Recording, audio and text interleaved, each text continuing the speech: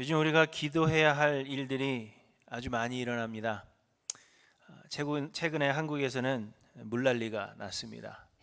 80년 만에 처음이라 하는 그러한 매체도 있고 110년 만에 역대급 폭우가 내렸다 그렇게 이야기하는데 엄청난 인적 그리고 물적 피해를 입혔다고 합니다. 이번 폭우로 인한 피해는 중부 지역에 집중되었다고 하는데요. 집이 파손되거나 침수된 이재민 수는 1200명 정도가 되고 또 다른 작은 피해로 인해서 잠시 집을 떠나야 하는 그런 사람들이 5300명 정도가 된다고 합니다. 지금까지 11명이 목숨을 잃었고 8명이 실종 상태입니다.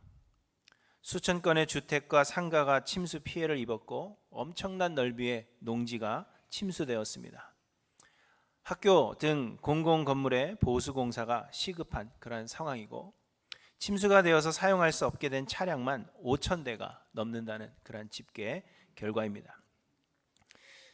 그런데 또 이러한 일들이 일어나면 연달아서 재해가 발생합니다.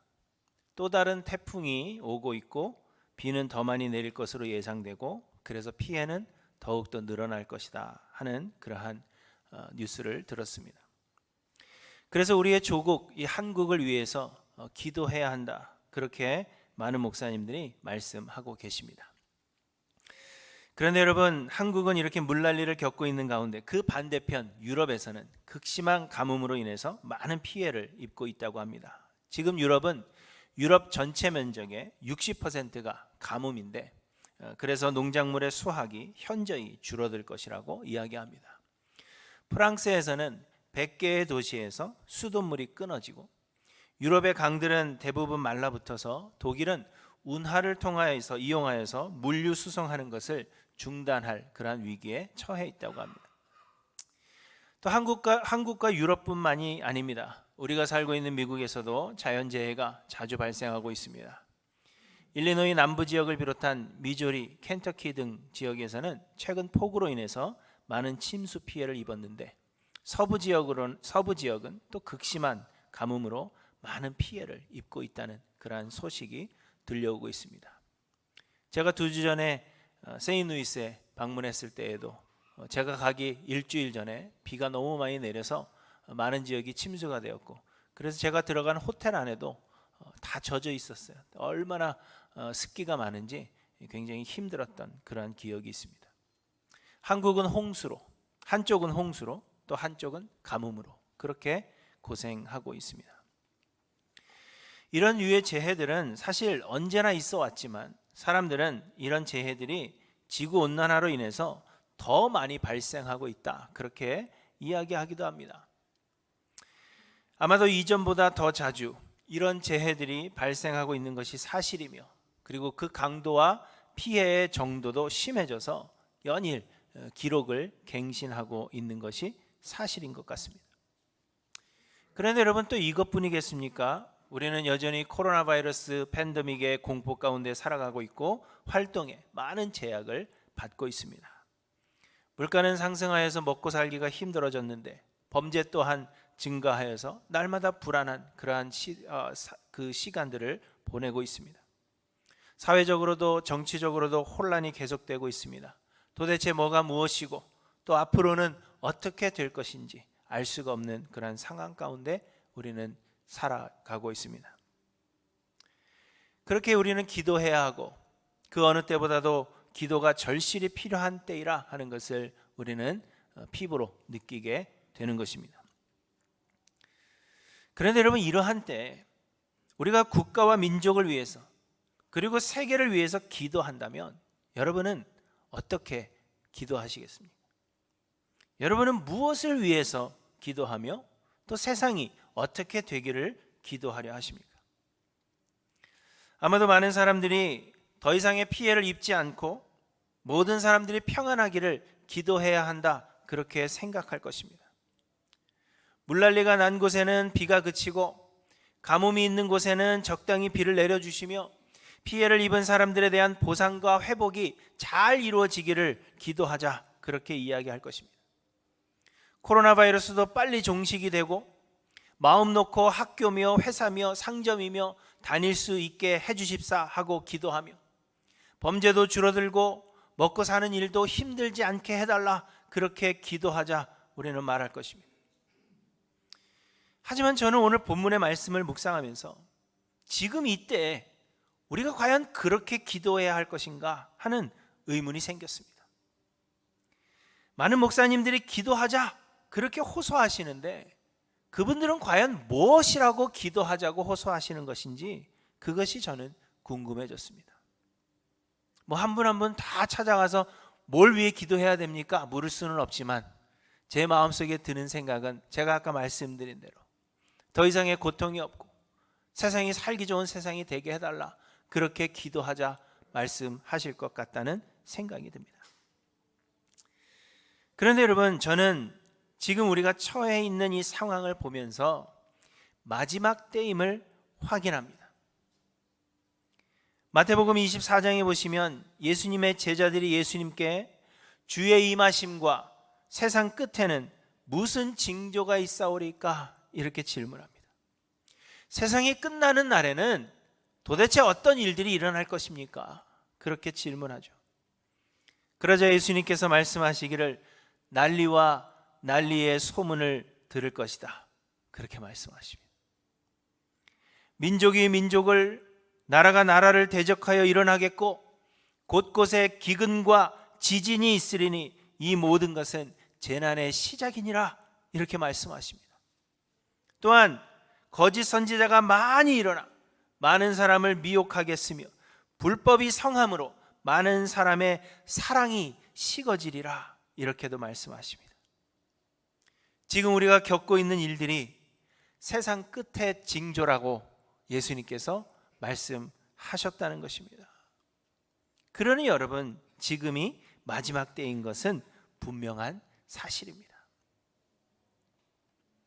또 이런 일들이 재난의 시작이라고 하셨으니 이런 재난이 계속해서 일어날 것이다 말씀하시는 것입니다. 그러다가 어느 순간 예수님께서 호련히 임하실 것이요, 그때에는 이 세상이 끝이 나고 어떤 이는 생명의 부활로, 또 대부분의 사람들은 심판의 부활로 나오게 되는 것입니다. 그러나 그날과 그때는 아무도 모르나니 하늘의 천사들도 아들도 모르고 오직 아버지만 아신다, 그렇게 말씀하셨고 그날은 도둑같이 임한다, 그렇게 우리에게 말씀하십니다. 그러므로 우리는 항상 깨어 있어 그날을 기다리며 그날이 올 때에 당황하지 않도록 준비해야 한다는 것입니다. 그런데 여러분, 어쨌든 분명한 것은 예수님께서 말씀하신 그 마지막 때는 이미 시작되었고, 그러므로 이제는 anytime 예수님이 다시 오실 수 있으며 언제든지 세상의 끝날이 될 수 있다는 것입니다. 지금 우리는 언제든지 예수님이 다시 오셔도, 언제든지 이 세상이 끝이 난다 해도 전혀 이상할 것이 없는 마지막 때를 살아가고 있다는 것입니다. 오늘 예배하는 이 순간, 제 설교가 이미 끝이 나기도 전에 예수님이 다시 오셔서 세상이 끝날 것인지 혹 내일 끝날 것인지 알 수 없는 마지막 때를 우리는 살아가고 있다는 것입니다. 세상에 일어나는 그 징조들이 지금 우리는 마지막 때를 살아가고 있다는 것을 말씀해 주시는 것입니다. 그런데 여러분, 예수님이 다시 오시는 그날, 그래서 세상이 끝나는 그날이 오면 여러분들에게는 좋은 것입니까? 안 좋은 것입니까? 말이 없으세요. 예수님이 다시 오시는 그날이 오면, 세상이 끝날이 되면 여러분 좋습니까? 안 좋습니까? 예, 그렇게 대답하실 줄 알았어요. 여러분은 예수 그리스도께서 다시 오시는 그날을 기다리시죠? 아니면 조금 늦게, 말은 네 했지만 그래도 가능하면 조금 늦게, 그리고 내 세대가 지난 다음에 오셨으면 좋겠다, 혹 그렇게 생각하지 않습니까? 아마도 여러분은 모두 예수 그리스도께서 다시 오시는 그날을 기다리고 계실 것입니다. 다른 교회 교인들은 몰라도 적어도 우리 하일랜드 교회 교인들이라면 세상의 마지막이 속히 오기를 기다리고 계실 것입니다. 왜냐하면 그날이 오면 하나님께서 우리의 눈에서 모든 눈물을 닦아주실 것이요, 우리가 우리의 힘과 의지로 행한 것이 아무것도 없다 할지라도 하나님께서 우리에게 잘했다, 충성된 종아, 그렇게 칭찬하시며 예수 그리스도와 함께 영원한 안식으로 우리를 인도해 들으실 것이기 때문입니다. 그렇죠? 여러분은 그날이 속히 오기를 기다리고 계실 것입니다. 그런데 여러분, 우리는 그날이 오기를 속히 기다린다 이야기하면서 왜 우리는 마치 그날이 오지 않기를 소망하는 사람처럼 기도합니까? 왜 우리는 그날이 더디 오기를 바라는 사람처럼 그렇게 기도하며, 왜 세상이 영원하기를 바라는 사람처럼 그렇게 기도하고 있는지 우리는 돌아보아야 합니다. 예수님은 마지막 때에 여러 재난들이 일어나는 것은 피할 수 없는 징조라 그렇게 말씀하셨습니다. 그런 재난들이 일어나야 그 후에 세상이 끝이 나고 예수 그리스도께서 다시 오사 우리를 영원한 하늘나라로 인도하시리라 말씀하십니다. 그러므로 우리는 마지막 때에 일어나는 재난들을 환영까지는 아닐지라도 예수 그리스도의 재림을 기다리고 준비하도록 하시는, 우리를 준비시키시는 하나님의 은혜로 알아야 할 것입니다. 그런데 우리는 이런 재난이 일어나지 않기를 기도합니다. 우리는 더 이상의 재난이 없기를 기도하고 더 이상의 어려움이 우리의 삶 가운데 없기를 여러분 기도하고 있지 않습니까?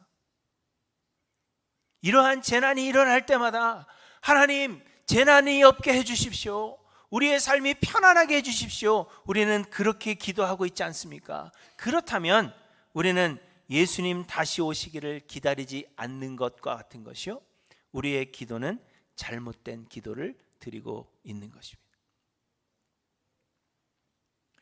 오늘 본문 34장에서 하나님은 온 인류의 멸망을 예언하게 하셨습니다.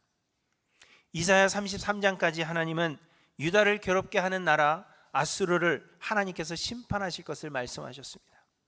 그러나 그렇다고 해서 유다는 멸망하지 않는다 하는 그러한 이야기는 아니라는 것입니다. 사람들이 33장까지 아수르의 멸망을 예언하게 하시니까 유다는 괜찮겠지 그렇게 생각하지만 34장에서는 아수르뿐만 아니라 유다를 비롯한 모든 열방의 멸망을 예언하게 하시는 것입니다. 1절에 보시면 열국이여 너희는 나와 들을지어다, 민족들이여 귀를 기울일지어다 이렇게 말씀하시면서 2절에 대저 여호와께서 열방을 향하여 진노하시며 그들의 만군을 향하여 분내사 그들을 진멸하시며 살육당하게 하셨은즉 이렇게 말씀하십니다. 열국, 모든 나라, 열방 향하여 진노하고 계신다는 것입니다. 그리고는 열국을 향한 하나님의 그 진노의 심판이 얼마나 끔찍한 것인지를 말씀하시면서 이번에는 더 이상의 기회가 없이 완전한 멸망이 될 것임을 말씀하십니다. 3절부터 보시면 그 살육당한 자는 내던지바 되며 그 사체에 악취가 솟아오르고 그 피에 산들이 녹을 것이며 하늘의 만상이 사라지고 하늘들이 두루마리 같이 말리되 그 만상의 쇠잔함이 포도나무 잎이 마름 같고 무화과나무 잎이 마름 같으리라 이렇게 말씀하십니다. 5절에 보시면 여호와의 칼이 하늘에서 족하게 마셨은즉 이렇게 말씀하시고 6절에는 여호와의 칼이 피 곧 어린 양과 염소의 피에 만족하고 기름 곧 숫양의 콩팥 기름으로 윤택하니 이렇게 말씀하십니다. 이는 실제로 양과 염소의 피를 말씀하시는 것이 아닌 은유적 표현입니다. 곧 세상 열국에 대한 심판으로 인해서 여호와의 칼이 얼마나 많은 피를 흘리게 될 것인지를 말씀하고 있는 것입니다. 세상에 있는 모든 악인을 그 칼로 멸하셨기 때문에 그 칼이 피에 만족하고 사람을 뵐 때 흘러나오는 그 기름으로 인하여서 윤택하게 되었다 그렇게 말씀하고 있는 것입니다. 본문 34장을 계속 보시면 계속해서 에돔을 언급하시는데 이 에돔은 아주 오랫동안 이스라엘을 괴롭혔던 그러한 나라로, 그래서 에돔을 이야기할 때는 하나님을 대적하는 악한 나라의 대명사로 사용되고 있는 것입니다. 곧 하나님은 에돔을 말씀하시지만 에돔뿐만이 아니라 세상의 모든 악을 반드시 멸하실 것이요 이 세상은 반드시 끝이 있다는 것을 말씀하고 있는 것입니다. 이것이 세상의 운명입니다. 세상은 영원하지 아니하며 하나님께서 이 세상을 반드시 멸하실 것입니다. 그러므로 우리는 이미 말씀드린 대로 이 세상의 평안을 위해 기도할 것이 아닙니다. 우리는 이 세상이 좋은 세상 되기를 기도할 것도 아니며 세상이 좋아질 것을 기대할 것도 전혀 아닙니다. 하나님은 온 세상을 멸하실 계획을 세우셨고 하나님의 그 계획하심은 반드시 이루어질 것이기 때문입니다. 12절에 보시면 그들이 국가를 이으려 하여 귀인들을 부르되 아무도 없겠고 그 모든 방백도 없게 될 것이요, 이렇게 말씀하십니다. 하나님의 심판을 피하고 좋은 세상 만들어 보려는 인간의 노력이 아무런 소용이 없을 것임을 말씀하고 있는 것입니다. 그리고 16절에 너희는 여호와의 책에서 찾아 읽어보라. 이것들 가운데서 빠진 것이 하나도 없고 제짝이 없는 것이 없으리니 이는 여호와의 입이 이를 명령하셨고 그의 영이 이것들을 모으셨음이라, 이렇게 말씀하십니다. 이는 열국에 대한 심판은 하나님께서 이미 오래전에 정하시고 말씀하신 것이요, 그렇기 때문에 틀림이 없다는 것을 강조하고 계시는 것입니다. 세상에 여러 재난이 일어나고 사람들이 고통을 당하는 것은 지극히 당연한 것이요, 예수 그리스도께서 다시 오시기 전에 반드시 일어나게 될 현상이라는 것을 우리에게 말씀하고 있는 것입니다. 그렇게 여러분, 하나님께서 그것을 정하셨기 때문에 우리는 세상이 좋아지기를 위해 기도할 것도 아니며 그렇게 기도한다고 해서 재난이 없어지는 것도 결코 아님을 우리에게 말씀하시는 것입니다. 대신 우리는 세상의 여러 재난과 우리의 삶의 고난들을 경험하며 이 세상이 영원하지 않다는 그 사실을 되새겨야 하는 것입니다. 그리하여 마지막 날에 쉬이 없어질 세상의 것들을 쫓아가는 그러한 어리석은 삶을 살지 않기를 마음에 다짐해야 한다는 것입니다. 하나님은 그의 택하신 백성들로 하여금 세상에 마음 두지 않게 하시기 위해서 삶의 여러 환난과 재난들을 우리에게 허락하시는 것입니다. 하나님은 이러한 재난들을 세상에 보내심으로 인하여서 우리 믿는 사람들로 인하여 하나님께서 택하신 자들로 인하여 예수님의 다시 오심이 가까이 오고 있다 하는 것을 발견하고 깨닫게 하시기를 원하신다는 것입니다. 그리고 우리는 좋은 세상을 위해 기도하기보다는 그러므로 우리의 구원을 위해서, 그리고 하나님께서 우리 주변에 놓으사 하나 되게 하신 우리 성도들의 구원을 위해서 기도해야 한다는 것입니다. 오늘 본문 이사야 34장은 열국을 향한 하나님의 심판에 대해서 예언하시지만 그에 반해서 35장은 하나님의 구원에 대해서 말씀하고 있습니다.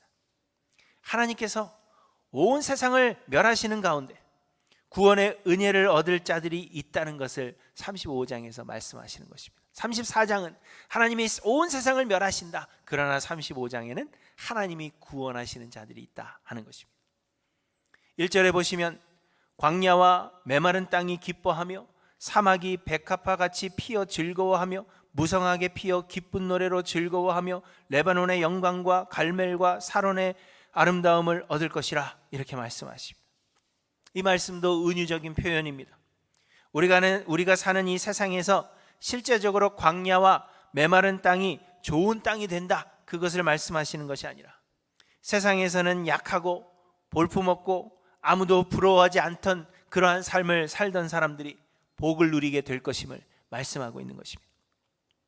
또 5절에 보시면 맹인의 눈이 밝을 것이며 못 듣는 사람의 귀가 열릴 것이며 그때 저는 자는 사슴같이 뛸 것이며 말 못하는 자의 혀는 노래하리라, 그렇게 말씀하십니다.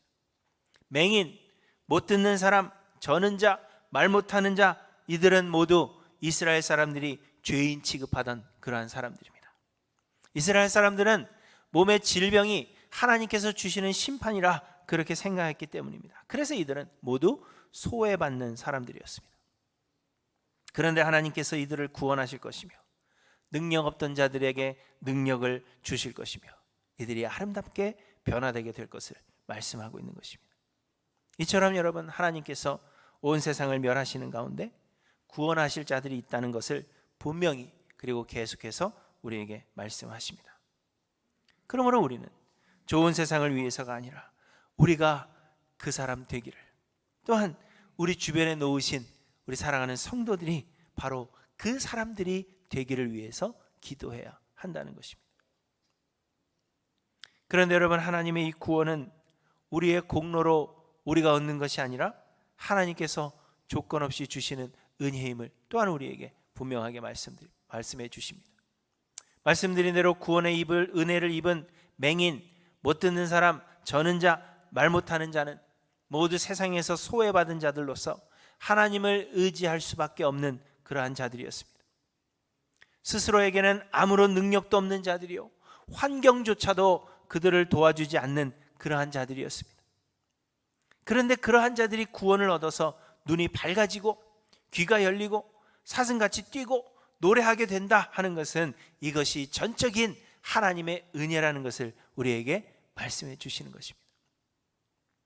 또한 8절에 보시면 사막이 변하여 못이 되고 메마른 땅이 변하여 원천이 되어 거기에 거룩한 길이라고 일컫는 대로가 있을 것인데 그것으로 지나갈 수 있는 사람은 오직 구속함을 입은 자들을 위하여 있게 될 것이라, 그렇게 말씀하십니다. 9절에도 오직 구속함을 받은 자만 그리로 행할 것이라 말씀하셨고 10절에는 여호와의 속량함을 받은 자들이 돌아올 것이라, 그렇게 말씀하십니다. 곧 하나님께서 예비하신 그 새 나라로 들어갈 수 있는 자들은 우리의 노력이나 공로로 우리가 그 자격을 얻어내는 것이 아니라 하나님의 구속하심의 은혜를 입은 자들만이 그 자리로 들어갈 수 있다는 것을 말씀하고 있는 것입니다. 특별히 10절에서 여호와의 속량함을 받은 자들이란 말은 영어로는 ransomed of the Lord 이렇게 되어 있습니다. 예수님은 우리를 대신하여 십자가에서 죽으심으로 우리의 속량이 되어 주셨습니다. 곧 우리가 갚아야 할 그 죄값을 예수님께서 대신 치르셨다는 것입니다. 그런데 하나님께서 예비하신 영생에 들어가는 것은 이렇게 우리의 공로가 아닌 예수 그리스도의 속량으로만 가능한 하나님의 은혜라는 것을 우리에게 말씀하고 있는 것입니다. 그런데 또 8절에 보시면 깨끗하지 못한 자는 지나가지 못하겠고 이렇게 말씀하셨고 우매한 행위는 그 길로 다니지 못할 것이며 이렇게도 말씀하십니다. 그렇다면 깨끗한 것, 곧 정결한 것과 지혜로운 것이 구원의 조건이 되는가, 그렇게 생각할 수 있겠지만 그렇지 않습니다. 세상에는 정결한 자가 있을 수 없습니다. 우리는 모두 죄인들이요, 우리 모두는 전적으로 타락한 자들이기 때문입니다. 우리는 예수 그리스도를 믿음으로 십자가에서 의로움을 보여주신 예수 그리스도의 그 의를 우리 위에 덧입게 되고 하나님께서 우리를 우리 위에 덧입혀진 그 예수 그리스도의 의로 말미암아 우리를 의롭다고 인정해 주시는 것입니다. 그런데 그 믿음이 우리의 것이 아닌 성령으로 말미암는 하나님의 선물이라 했습니다. 곧 하나님께서 우리를 정결하게 해주시는 것이요, 우리의 부족함을 인정하고 하나님의 도우심 앞에 굴복하는 자들이 정결한 자들이라 하는 것을 우리에게 말씀해 주시는 것입니다. 우리가 깨끗해져야 그것이 공로가 되어서 구원을 얻는 것이 아니라 하나님께서 은혜로 우리를 구원하시되 구원하실 자들을 성령으로 말미암아 깨끗게 하신다는 것입니다. 하나님의 은혜죠. 지혜도 마찬가지입니다. 지혜란 많은 것을 아는 것도 아니요 똑똑한 것도 아닙니다. 지혜란 우리의 약함과 능력 없음을 아는 것이고 이 모든 것이 하나님의 은혜임을 알고 인정하는 것이야말로 지혜입니다. 그래서 성경은 여호와를 경외하는 것이 지식의 근본이라, 그렇게 우리에게 말씀하시는 것입니다. 그러므로 여러분, 깨끗하지 못한 자는 지나가지 못하고 우매한 행위는 그 길로 다니지 못한다 하는 것은 구원이 개인의 능력이나 의지 혹은 노력으로 얻어지는 것이 아니라 온전한 하나님의 은혜라는 것을 우리에게 말씀하고 있는 것입니다. 그렇게 여러분, 구원을 얻고자 한다면 우리는 그저 하나님 앞에 겸손히 엎드려서 주의 은혜를 구해야 한다는 것입니다. 우리를 구원하실런지, 구원하지 않으실런지 그것은 하나님의 뜻에 달려 있는 것이라 할지라도 우리는 그저 하나님 앞에 엎드려 간구해야 한다는 것을 우리에게 말씀해 주시는 것입니다. 그런데 여러분, 이것이 이 마지막 때에 우리가 하나님께 드려야 할 기도의 제목이라는 것을 우리에게 말씀해 주시는 것입니다. 이 세상은 영원하지 않으며 언젠가 끝이 올 것입니다. 하나님은 세상의 끝을 정하셨으며 예수 그리스도께서 다시 오시는 그날에 하나님은 모든 죄인들을, 악인들을 멸하실 것이요 세상은 사라질 것임을 말씀하십니다. 이는 하나님께서 이미 오래전에 정하신 것이요 하나님은 변치 않으십니다. 그럼에도 하나님께서 구원하사 하늘나라 영원한 생명으로 인도하실 사람들이 있다는 것을 오늘 본문을 비롯한 여러 곳에서 분명하게 말씀하시는 것입니다. 그리고 그날에 구원의 은혜를 입은 자들은 보좌 가운데 계신 어린 양이 그들의 목자가 되사 생명수 샘으로 인도하시고 하나님께서 그들의 눈에서 모든 눈물을 씻어주실 것이라 그렇게 말씀하십니다. 이는 우리의 공로가 아닌 하나님의 전적인 은혜입니다. 그렇다면 여러분, 무엇을 위해서 기도하셔야 되겠습니까? 세상의 멸망은 정해져 있고 하나님은 그것을 이미 오래전에 계획하셨고 그래서 하나님의 뜻은 반드시 이루어질 것이며 이 세상은 곧 멸망하게 될 것인데 그 하나님의 진노의 심판 앞에서 하나님 이 세상이 멸하지 않게 해주십시오, 우리의 삶이 좀 편하게 해주십시오, 그렇게 기도하는 것이 무슨 소용이 있겠냐는 거예요. 오히려 그 앞에서 하나님 이 멸망해가는 세상 속에서 하나님이 구원하시는 자들이 있다면 그리고 그 구원이 우리의 공로와 의지로 되는 것이 아니라 전적인 하나님의 은혜라면 하나님 은혜를 베풀어 주십시오. 나뿐만이 아니라 내 주변에 가치 있게 하신 사랑하는 성도들, 내 가족을 위해서 하나님 그들에게도 은혜를 베풀어 주십시오. 그렇게 기도하는 것이 올바른 기도가 아니겠냐는 것입니다. 멸망은 정해졌는데 하나님은 그 멸망을 향하여 세상을 계속해서 재난을 주시고 우리에게 말씀하고 계시는데 하나님 편안하길 원합니다, 세상이 영원하기를 원합니다, 그렇게 기도하는 것이 무슨 소용이 있느냐는 것입니다. 우리는 하나님의 은혜를 구해야 합니다. 구원을 위해서 기도해야 하고 우리 주변에 있는 성도들의 그 구원을 위해서 하나님께 기도해야 한다는 것입니다. 여러분, 무엇을 위해서 기도하십니까? 그리고 구원의 은혜를 입은 자들은 예수 그리스도의 다시 오시는 그날 곧 세상의 마지막이 속히 오기를 기다리는 자들이라는 것을 우리에게 말씀해 주시는 것입니다. 북극이 지구 전체에 비해서 4배나 빠른 속도로 뜨거워지고 있다고 합니다.